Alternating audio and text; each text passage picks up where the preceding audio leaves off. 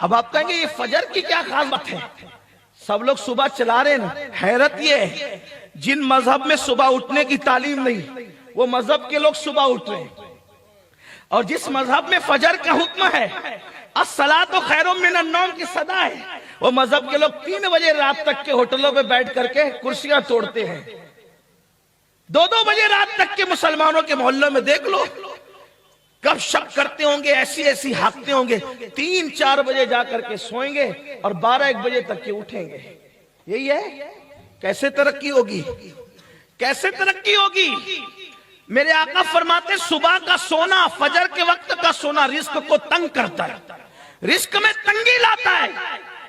اپنا نقصان مت کرو، ہوش کے ناخن لو. احمد آباد والو، آپ بڑے بڑے خطیبوں کو سنتے ہیں، میں کوئی خطیب نہیں، لیکن ایک فقیر غوث پاک کی چوکھٹ کا آپ کے دروازے پر صدا لگانے آیا ہو. اللہ والو، اللہ کی طرف آ جاؤ، اللہ کے بندو اللہ کی طرف آ جاؤ، ورنہ یاد رکھنا اللہ جس پہ روزی تنگ کر دیتا ہے اس کی روزی کو کوئی کشادہ نہیں کر سکتا. بڑی معذرت کے ساتھ میں تعویذ کا مخالف نہیں، فجر نہیں پڑھتے سوتے پڑے رہتے ہیں، تنگی اللہ کر دیتا ہے روزی میں، اور آپ جاتے کس کے پاس ہو؟ تعویذ والے باباؤں کے پاس. حضرت میری روزی تنگ ہو گئی، ذرا تعویذ دے دو. جس کی روزی اللہ نے تنگ کی ہو، ہے دنیا میں کوئی ایسا تعویذ کہ اللہ کے تنگ کی بھی روزی کو کوئی کھول سکے؟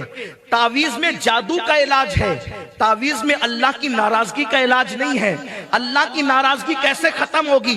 جب تیری نماز نہ پڑھنے پہ اللہ نے ناراض ہو کے روزی تنگ کی ہے، تب اس کا علاج کیا ہے؟ نماز پڑھ، نبی کی آنکھوں کو ٹھنڈک دے، پھر اللہ تیرے گھر میں ٹھنڈک عطا کرے گا. نبی کی آنکھوں کو ٹھنڈا کر، نماز کا تحفہ بھیج. آقا فرماتے ہیں جعلت قرۃ عینی فی الصلاۃ، نماز میں میری آنکھوں کی ٹھنڈک ہے. ایک بار مسلمان نمازی بن کر تو دیکھ، پھر دیکھ تیرے کیسے وارے نیارے ہوتے ہیں. واللہ تیرے گھر میں روزی برکت برسے گی، رحمتوں کا نزول ہوگا، تیرے بچے تیرے فرما بردار ہوں گے، تجھے نعمتیں ملے گی، تجھے برکتیں ملے گی. اللہ تجھے اتنا نوازے گا کہ تو رکھ رکھ کے بھولے گا. کیوں؟ اس لیے کہ میرے نبی نے فرمایا جب اذان ہوتی ہے تو روئے زمین کی ساری دولت سمیٹ کر مسجد میں لائی جاتی ہے. جو مسجد میں آتے ہیں اللہ ان کو روزی بھی دیتا ہے، روزی میں برکت بھی دیتا ہے. جو مسجد میں نہیں آتے وہ رزاق ہے، روزی تو دیتا ہے مگر برکت نہیں دیتا. جس کو اللہ برکت نہیں دیتا اس کا کچھ رہ نہیں جاتا، اور جس میں برکت دیتا ہے تھوڑے میں بہت ہوتا ہے. سمجھاؤں آپ کو؟ سمجھ لو.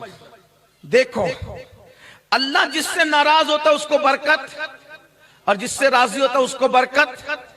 یزید مرا، 8 بیٹے چھوڑ کے مرا. یزید مرا، 8 بیٹے چھوڑ کے مرا. اللہ ناراض، برکت نہیں دینا تھی. 8 لاپتہ ہوئے، نہ ان کا پتہ، نہ ان کی قبر کا پتہ، نہ ان کی نسل کا پتہ، نہ ان کا کوئی نام لینے والا. اللہ نے برکت نہیں دی. اللہ اکبر.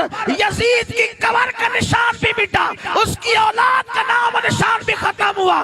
لیکن حسین ایک بیمار دبلا پتلا زین العابدین چھوڑ کر کے گئے. اللہ راضی تھا، ایسی برکت دی کہ کربلا سے لے کر احمد آباد تک کے دیکھو حسین کے بیٹوں کی ایک قطار نظر آ رہی ہے. کیا آپ نہیں دیکھتے؟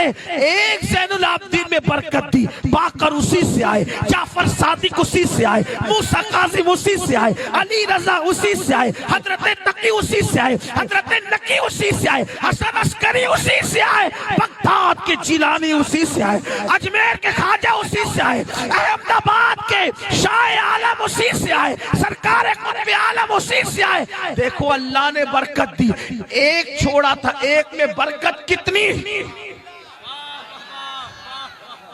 اللہ برکت دے تو قیامت تک کوئی ختم نہیں، حکومت بھی ختم نہیں کر پائے. اللہ برکت دے تو حکومتیں بھی ختم نہیں. کتنا مٹانے کی کوشش کی حکومتوں نے، حکومتیں ختم ہو گئی، آل حسین ختم نہ. برکت اللہ نے دی، برکت اللہ نے دی. پتا چلا